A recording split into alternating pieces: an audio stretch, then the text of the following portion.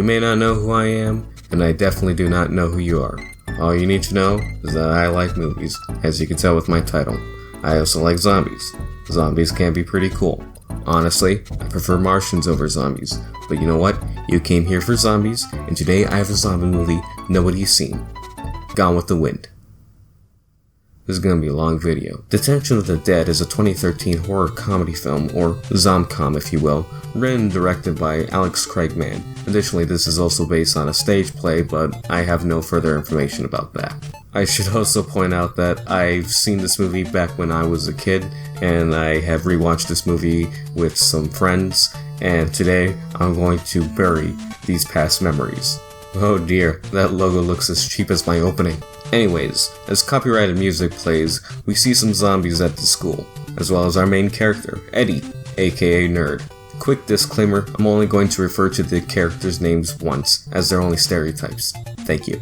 Nerd continues walking, heading towards the detention room, as we get some establishing shots of the school, except unlike in a movie like Die Hard, where the establishing shots build up the location for later, most of these rooms and hallways kind of blend together, lacking any importance. Post-production update, you notice that little backdrop behind Nerd while he's walking to the detention room, and right there, he's about to enter the detention room right now with those rooms. Remember this, because I just realized this while editing this video. But look, as Nerd enters, he's about to meet some new characters.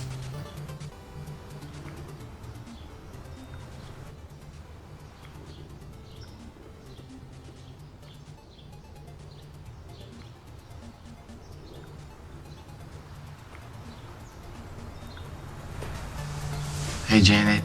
Anyways, here we meet Janet, cheerleader, Brad, military jock, and Jimmy, big jock. However, like in your typical American high school, the jocks like to bully our nerd. Does this have any significance to the plot or conflict? But after Nerd tries to talk to a girl for the first time, more specifically military jock's girl, he gets his glasses broken as punishment.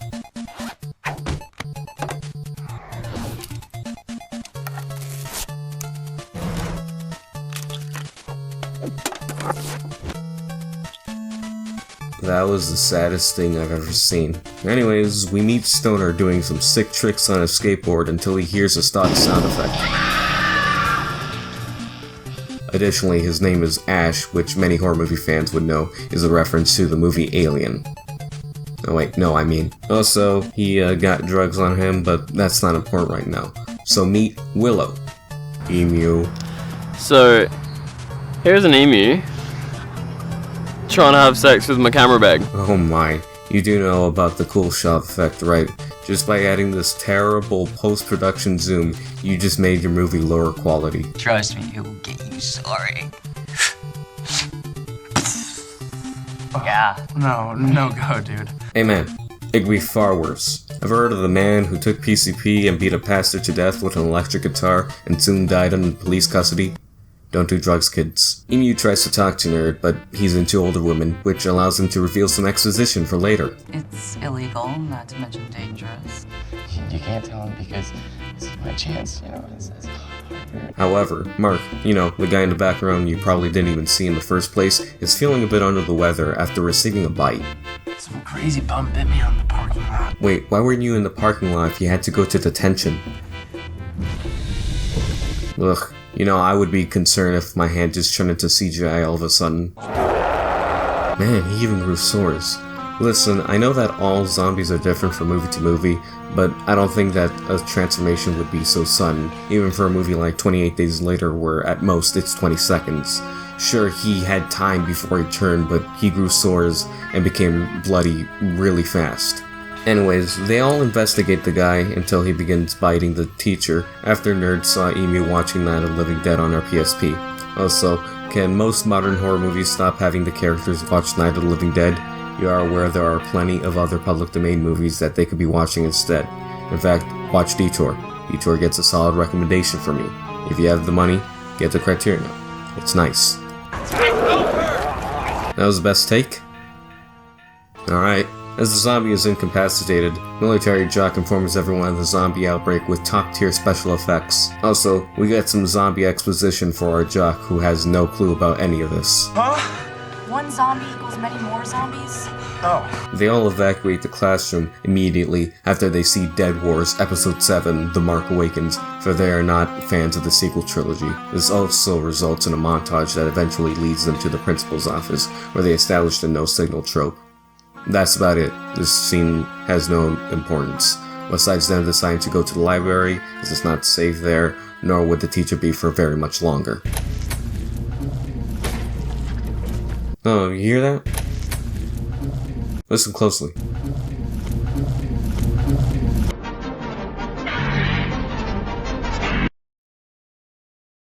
Oh my god, look! It's the same backdrop from earlier. That means they're at the same hallway as the detention room, despite walking throughout the entire school to enter the principal's office.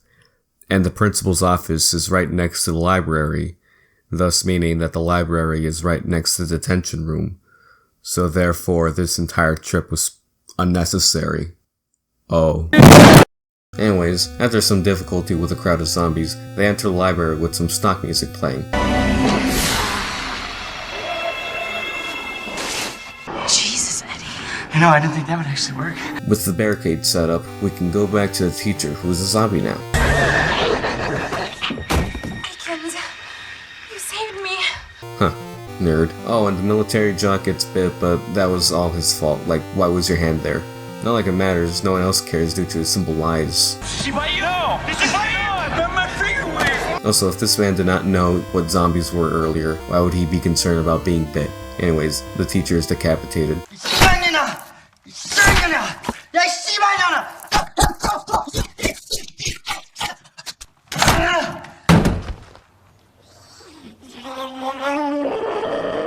Removing the head or destroying the brain. I know. All zombies are different, and this is supposed to be a comedy. But come on, that other one was also supposed to be a comedy too. So we're completely cut off from the rest of the world? What about the internet? None of our phones can get a signal. The school computer? Really? You know, maybe we can email for help. Or tweet. Good luck. Even if Twitter is not blocked by the district, not even the people on Twitter would care about you. With the plan backfiring, we get to see character development through a montage. I'm just pulling your leg. We see stereotypes conforming to their caricatures, with the exception of Military Jock, who is concerned with his bite. Afterwards, there's a debate on the structural integrity of the barricade, with all agreeing to stay. This results in our characters deciding to search the bookshelves for information on zombies. Also, because the script said so, there's a zombie here that attacks the Big Jock. I won't even begin to question this. I think it's quite clear that the library is not even big enough to hide the zombie. As Military Jock kills the zombie, Big Jock decides to sacrifice himself to help his friends. Well, Cheerleader gets depressed temporarily. I'm okay now.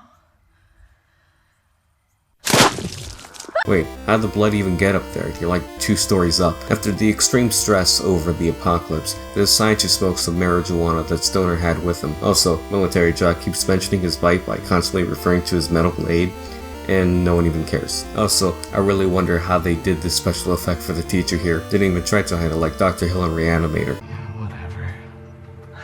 High school sucks. Fuck school! Fuck all this bullshit! What the fuck? The fuck? After some peer pressure, they smoke some of the marijuana.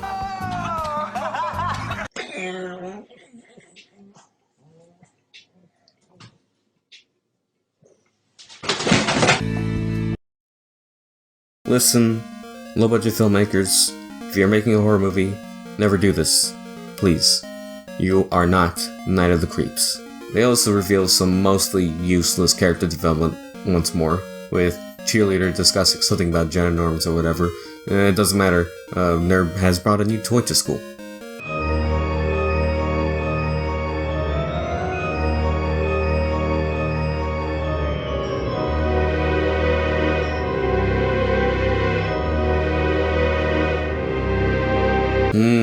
Seems like a very trustworthy guy, eh? You were gonna Columbine us? I wasn't gonna Columbine you. Guns for me. You were gonna off yourself in detention? Oh, never mind, it's all fine. He just wants to commit suicide, detention, like Bud Dwyer, simply because he got caught by the teacher for using Adderall. But that's not important. Look. Guys! The characters inspect the sounds from the walls because the script said so. Here, they meet a Day of the Dead reference.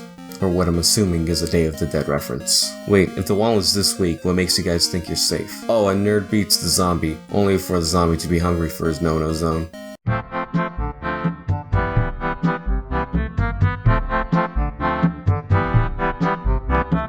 But all is fine as the girls commit a simple castration, and then Stoner unleashes a money shot of blood for Cheerleader. Oh, and after some conflicted loving, we see military jock Spike grow. Well, my, not even the guy from earlier had that bad of a wound.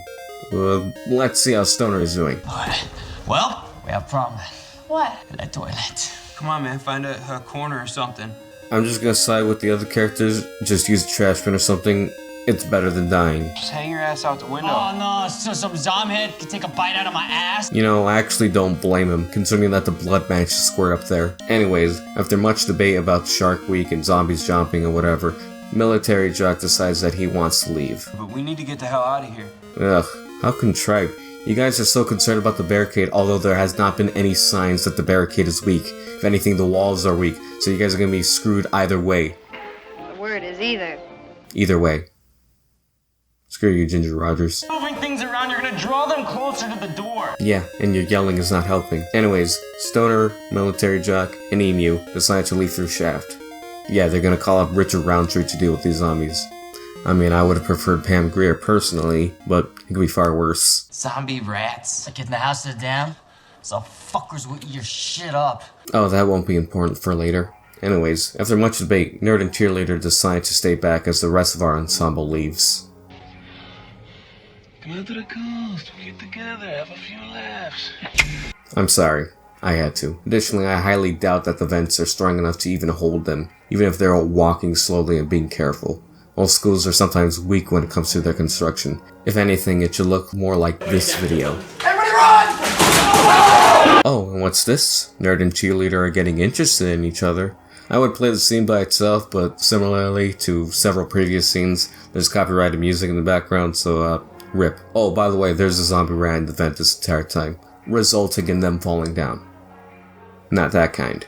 Also, Stoner thinks it's a good idea to recover his stash that was left behind in the shaft. This won't end badly. Chillax.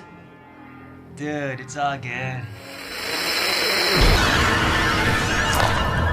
Yes, maybe you lived? Oof. Not to mention, the zombies are closing in on our protagonist, leading to them using Stoner's legs like it's Team Fortress 2. Anyways, let's see what's happening with Nerd and Cheerleader.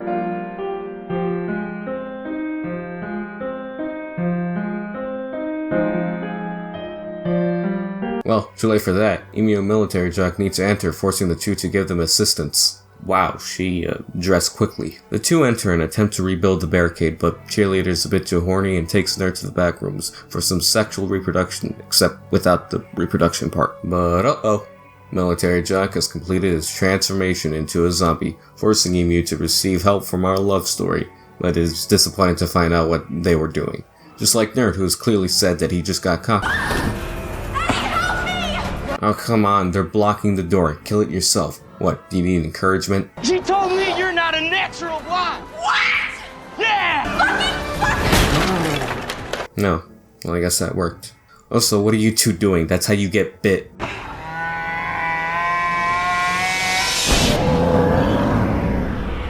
Some may say that slow motion was bad, but I've seen way worse.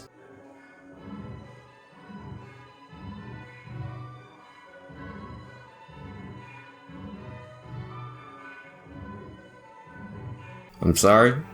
Not sorry. But sorry.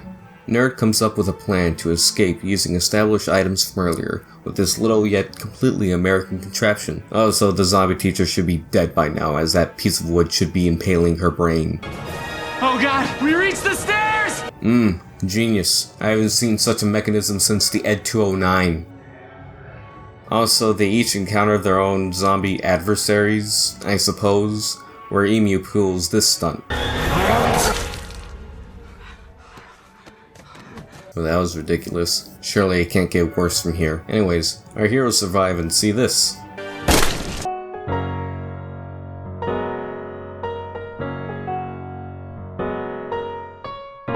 Our heroes run to the gym, but Nerd decides to fend off the zombies so as to get the girls to the roof without danger. Also, so that he can be a man. Dude, you're a nerd.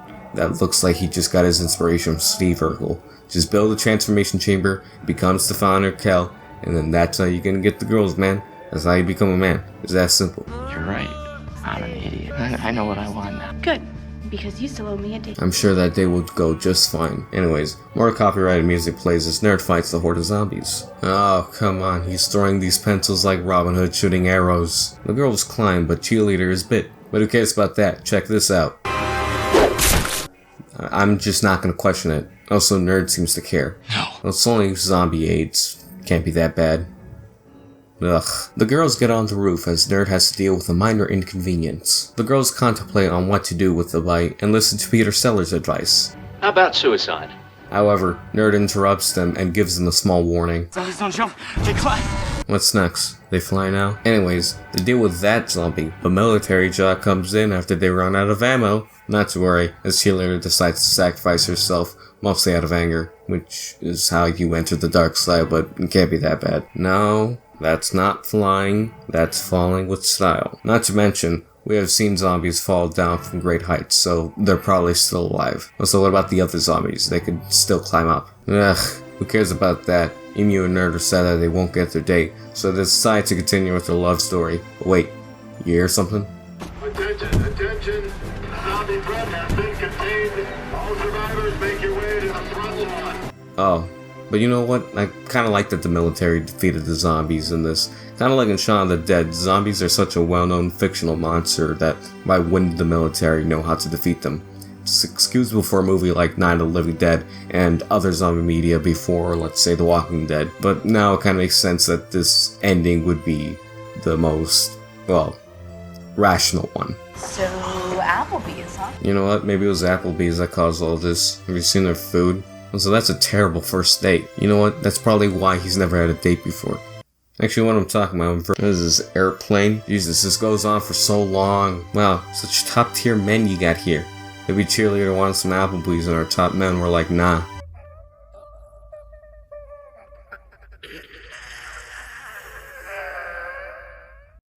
Oh, and that's about it. It's over. You can clap now. You made it. Whoa, it's over. I just realized that this hurts the mic, so you know what, I'm just gonna... This is the part where most videos would have additional commentary, but I got nothing. Some of you may say, dude, this is a direct-to-video zombie film from the early 2010s, so it's obviously going to be bad. That's true, but I had nothing to start with, so, yeah. Anyways, I'm giving this movie a 10 out of 10. I'm gonna go eat some Applebee's.